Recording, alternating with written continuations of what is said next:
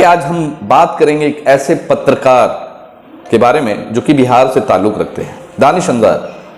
Social media जिस समय YouTube और फेसबुक ने शायद पैर पसारना शुरू किया था, खासकर जो बिहार में जो एक पत्रकारिता का जो एक दौर देखा जा सकता था, जो नई शुरुआत थी, नई क्रांति के तौर पर जो शुरू हुआ था, उस समय दानिश अंजार एक माइक लेकर निकला अपने घर से और एक ऐसे क्षेत्र से जहां बहुत ही छोटे से क्षेत्र का रहने वाला लड़का, आज शायद उसके लगभग 2 मिलियन सब्सक्राइबर हैं। बड़ी बात है, यूट्यूब पे 1 लाख करते करते लोगों की हालत खराब हो जाती है, मगर 2 मिलियन सब्सक्राइबर हैं उसके यूट्यूब पे।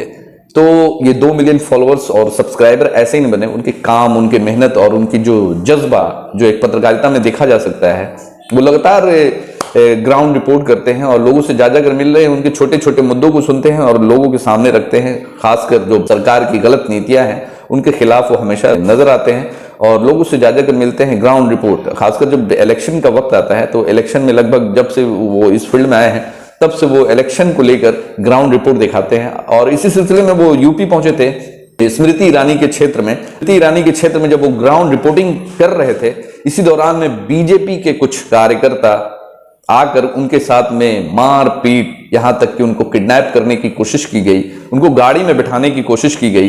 तो दानिश अंजार लगातार ग्राउंड रिपोर्ट की वजह से जाने जाते हैं और पूरे भारतवर्ष में जो एक उनका जो क्रेज है, खासकर सोशल मीडिया में, यूट्यूब में, शायद देखा जाता है कि सबसे ज्यादा व्यू के मामले में यूट्यूब पे सबसे ज्यादा दानिश अंजार को लोग देखना पसंद करते हैं, क्योंकि काफी टाइम से उन्होंने यूट्यूब पे वर्क किया है। जाने माने एक जो पत्रकार हैं और जो उनकी रिपोर्टिंग है काबिल तारीफ है। किसी से भी मुकर होकर सवाल करते हैं, चाहे वो बीजेपी के हो, कांग्रेस के हो, राजद के हो, या फिर पोजीशन अपोजिशन, सारे लोगों से वो खुल करके सवाल करते हैं।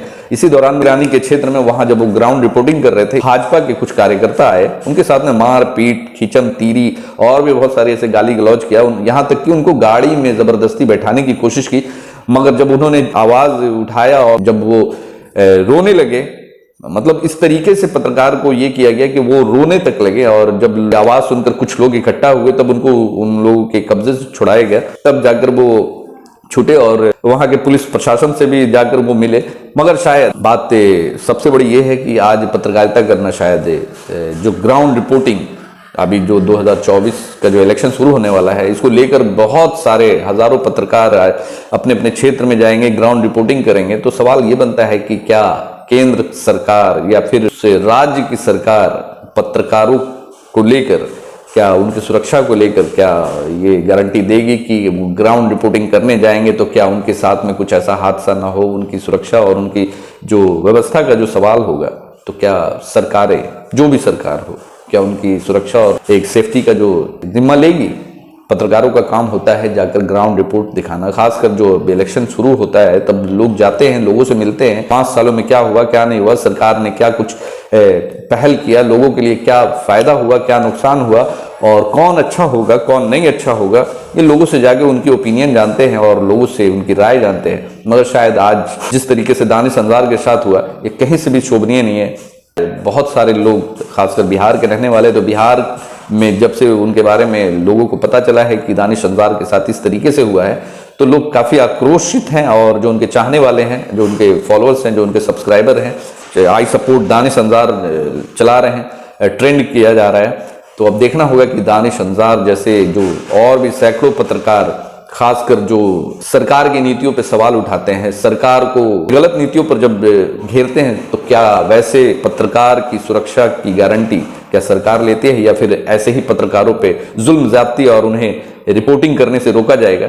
ये अब देखा जाएगा। दानिश अंजार लगातार अपने घर को छोड़कर दिल्ली, यूपी, महाराष्ट्र, गुजरात, कलकत्ता और भी कई ऐसे क्षेत्रों में जाकर ग्राउंड रिपोर्ट करते हैं और वहाँ की जो जानकारी होती है, खासकर जो वहाँ के सरकार की नीतियों के बारे में, वहाँ की सरकार की सफलता विफलता के बारे में लोगों को दिखाते हैं। तो लोगों को जानकारी होती है कि छोटी छोटी बातों को वो दिखाते हैं कि आने वाले वक्त में कैसी सरकार बननी चाहिए, नहीं बननी चाहिए। ये इन सभी बातों पे आज पूरा बिहार जो है दानिश अंजार के साथ खड़ा है, और खासकर जो पत्रकार समाज है उनके साथ खड़ा है कहीं ना कहीं। और जो लगातार पत्रकारों के साथ में जो बदसलूकी भारत में देखी जा रही है पिछले कुछ सालों से, खासकर मार पीट, नंगा तक कर देना, ये बंद होता है कि नहीं होता है? दानिश अंजार के साथ साथ कई ऐसे सैकड़ों पत्रकार हैं जो कि सच्चाई दिखाते हैं और सच्चाई के लिए हमेशा खड़े रहते हैं।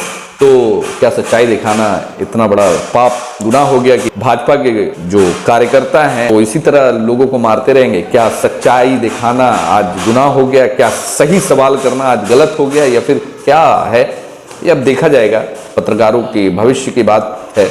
पत्रकार हम भी हैं, हम भी जाकर ग्राउंड रिपोर्टिंग करते हैं। हमें भी डर लगता है कि कहीं ना कहीं कुछ ऐसा हादसा ना हो जाए, क्योंकि बहुत सारे लोग चाहने वाले भी होते हैं, बहुत सारे लोग टांग खींचने वाले भी होते हैं, बहुत सारे लोग आपको नज़र में भी रखते हैं। तो देखना होगा कि दानिश संजार के साथ न्याय होता है कि नहीं होता है। क्या वहाँ की योगी सरकार जो कि राम राज्य की बात करती है, तो क्या राम राज्य में पत्रकार सुरक्षित हैं या नहीं है, ये आने वाले वक्त में देखा जाएगा। वैसे 2024 की तैयारियां अभी से ही लगातार शुरू हो चुकी है।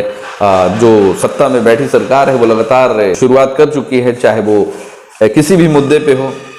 और आप देख सकते हैं कि हर तरफ जो एक माहौल बनाया जा रहा है, खासकर जो माइनॉरिटीज का नाम लेकर मंदिर, मस्जिद, यूसीसी और भी कई ऐसे मुद्दे जो कि अभी से ही भुनाने की कोशिश की जा रही है। तो शायद यूसीसी और ये सबसे बड़ा मुद्दा रह गया हो। बाकी महंगाई, टमाटर 100 के पार, गैस सिलेंडर 12.5 के पार, और भी बहुत सारे ऐसे मुद्दे जो देश के व्यवस्था से जुड़े हुए हैं, देश के विकास से जुड़े हुए हैं मुद्दे। उन सभी मुद्दों को दरकिनार करके अभी फिर से बहुत सारे ऐसे नए नए मुद्दे पैदा किए जा रहे हैं, जिस पर अब देखना होगा कि वैसे मुद्दों पे लोग वोट करते हैं या फिर देश के अहम मुद्दों पे लोग वोट करते हैं। वैसे दानिश संजार ने जो काम किया है वो काबिल तारीफ है, और दानिश संजार के साथ हम पूरे पत्रकार समाज खड़े हैं और आगे भी रहेंगे।